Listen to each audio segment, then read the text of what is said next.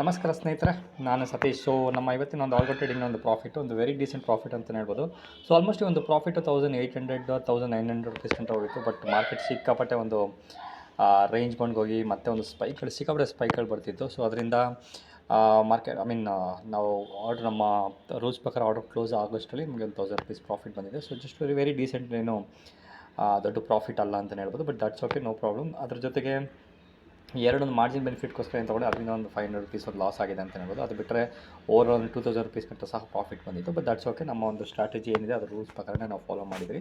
So ನಮ್ಮ ಈ ಒಂದು ಆಲ್ಗೋ ಸ್ಟ್ರಾಟಜಿ ಹೇಗೆ ಅಂತ ಸುಮಾರು ಜನಕ್ಕೆ ಡೌಟ್ ಇತ್ತು. ಏನಂತ ಹೇಳಿದ್ರೆ, ನಮ್ಮ ಕೆಲವೊಂದು ರೂಲ್ಸ್ ಆ್ಯಂಡ್ ರೆಗ್ಯುಲೇಷನ್ಸ್, ನಮ್ಮ ರಿಸರ್ಚ್ ಬೇಸಿಸ್ ಮೇಲೆ ಮಾಡಿರುವಂಥ ಕೆಲವೊಂದು ರೂಲ್ಸ್ ಆ್ಯಂಡ್ ರೆಗ್ಯುಲೇಷನ್ಸ್ನ ನಾವು ನಮ್ಮ ಒಂದು ಆಲ್ಗೋಗೆ ಹೇಳಿರ್ತೀರಿ. ಹೇಗೆ ಏನು ಮಾಡಬೇಕು, ಯಾವ ರೀತಿ ಒಂದು ಆರ್ಡರ್ನ ಎಕ್ಸಿಕ್ಯೂಟ್ ಮಾಡಬೇಕಂತ ಹೇಳಿರ್ತೀರಿ. ಅದನ್ನು ಆಟೋಮೆಟಿಕ್ಕಾಗಿ ಪ್ರತಿದಿನ ಆ ಒಂದು ಏನಂತಾರೆ ಒಂದು ಟ್ರೇಡು ಎಕ್ಸಿಕ್ಯೂಟ್ ಆಗುತ್ತೆ. ಅದೇ ರೀತಿ ಎಕ್ಸಿಟ್ ಸಹ ಆಗೋದ್ರಿಂದ ನೀವು ಡೀಸೆಂಟಾಗಿ ಪ್ರಾಫಿಟ್ ಆರ್ ಲಾಸ್ ಏನಿದೆ ಅದನ್ನು ಆಕ್ಸೆಪ್ಟ್ ಮಾಡಿಕೊಂಡು ನಿಮ್ಮ ಒಂದು ರೆಗ್ಯುಲರ್ ಕೆಲಸ ಬೇಸಿಸ್ ಮೇಲೆ ಟೆನ್ಷನ್ ಇದ್ದರೆ ನೀವು ಮಾಡ್ಬೋದು. ಬಿಕಾಸ್ ಸ್ಟಾಕ್ ಮಾರ್ಕೆಟ್ ಅಂತ ಹೇಳಿದ್ರೆ ಫಸ್ಟ್ ಬರೋದೇ ಟೆನ್ಷನ್ ಕೆಲಸ ಅಂತ. ಸೊ ಆ ಒಂದು ಟೆನ್ಷನ್ ಕೆಲಸದಲ್ಲಿ ಕೆಲವೊಂದು ಈ ರೀತಿ ಒಂದು ಸ್ಟ್ರಾಟಜಿಗಳು ಕೆಲವೊಂದು ಮಾಡಿಫಿಕೇಷನ್ ಮಾಡ್ತಾ ಹೋದರೆ ನಿಮ್ಮ ಒಂದು ಟ್ರೇಡಿಂಗ್ ಜರ್ನಿ ಸಹ ಈಸಿ ಆಗುತ್ತೆ ಅನ್ನೋದಕ್ಕೆ ಇದೊಂದು ಆಲ್ಗೋ ಒಂದು ಬೆಸ್ಟ್ ಎಕ್ಸಾಂಪಲ್ ಅಂತ ಹೇಳ್ಬೋದು. ಓಕೆ, ಸೊ 1000 ರುಪೀಸ್ನ ಒಂದು ಪ್ರಾಫಿಟ್ನ ನಮ್ಮ ಒಂದು ಟ್ರ್ಯಾಕರ್ ಸಹ ಅಪ್ಡೇಟ್ ಮಾಡಿ ನೋಡ್ಬೋದು.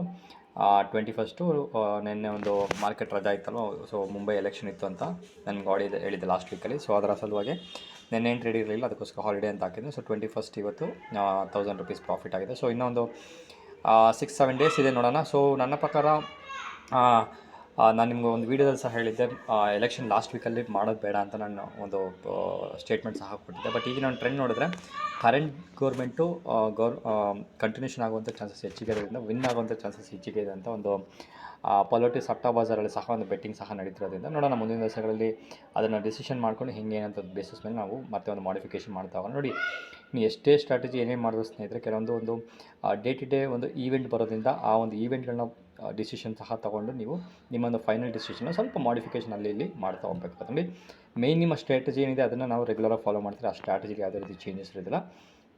ಸ್ಟ್ರಾಟಜಿ ಮಾಡಿದ್ರೆ ಆ ಒಂದು ಸ್ಟ್ರಾಟಜಿ ಸ್ವಲ್ಪ ಮಾಡಿಫಿಕೇಷನ್ ಏನು, ಅದ್ರ ಜೊತೆಗೆ ಆ ಒಂದು ಸ್ಟ್ರಾಟಜಿಯಲ್ಲಿ ಬೇರೆ ರೀತಿಯ ಒಂದು ಮಾಡಿಫಿಕೇಷನ್ ಮಾಡಿದ್ರೆ ನಮ್ಮ ಒಂದು ಪ್ರಾಫಿಟ್ ಇನ್ಕ್ರೀಸ್ ಹೆಂಗಾಗುತ್ತೆ, ಲಾಸ್ ಕಡಿಮೆ ಹೆಂಗಾಗುತ್ತೆ ಅನ್ನೋದು ನಮ್ಮ ಒಂದು ಸ್ಟ್ರಾಟಜಿಯಲ್ಲಿ ಯಾವಾಗಲೂ ಒಂದು ಡೈನಾಮಿಕ್ ಆಗಿರುವಂಥ ಒಂದು ಸ್ಟ್ರಾಟಜಿನ ನೀವು ಡಿಸೈಡ್ ಮಾಡಬೇಕು ಅನ್ನೋದೇ ನನ್ನ ಒಂದು ಸ್ಟೇಟ್ಮೆಂಟ್ ಅಂತ ಹೇಳಿದೆ. ಮತ್ತೊಂದು ವೀಡಿಯೋದಲ್ಲಿ ಮೀಟ್ ಮಾಡ್ತೀನಿ. ಸೊ ಅಲ್ಲಿವರೆಗೂ ನಾನು ಸತೀಶ್. ಸೊ ಇನ್ ಕೇಸ್ ಏನಾದ್ರು ನೀವು ಆಲ್ಗೋ ಟ್ರೇಡಿಂಗಲ್ಲಿ ಇಂಟ್ರೆಸ್ಟ್ ಇತ್ತು ಹಂಗೆ ಅಂತ ಹೇಳಿದ್ರೆ ಇಲ್ಲಿ ಕೊಟ್ಟಿರುವಂಥ ವಾಟ್ಸಪ್ ನಂಬರ್ ನೋಡಿ ಕ್ಲೀನಾಗಿ ಅಪ್ಡೇಟ್ ಸಹ ಮಾಡಿದ್ದೀನಿ.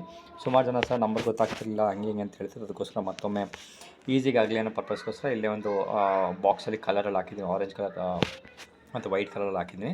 ಸೊ ಇಲ್ಲಿಗೆ ವಾಟ್ಸಪ್ ಮಾಡಿದ್ರೆ ನಿಮಗೆ ಕಂಪ್ಲೀಟ್ ಇನ್ಫಾರ್ಮೇಷನ್ ಸಿಗುತ್ತೆ ಅಂತ ಹೇಳ್ತಾ ಮತ್ತೊಂದು ವೀಡಿಯೋದಲ್ಲಿ ಮೀಟ್ ಮಾಡ್ತೀನಿ. ಸೊ ಅಲ್ಲಿವರೆಗೂ ನಾನು ಸತೀಶ್, ನಮಸ್ಕಾರ.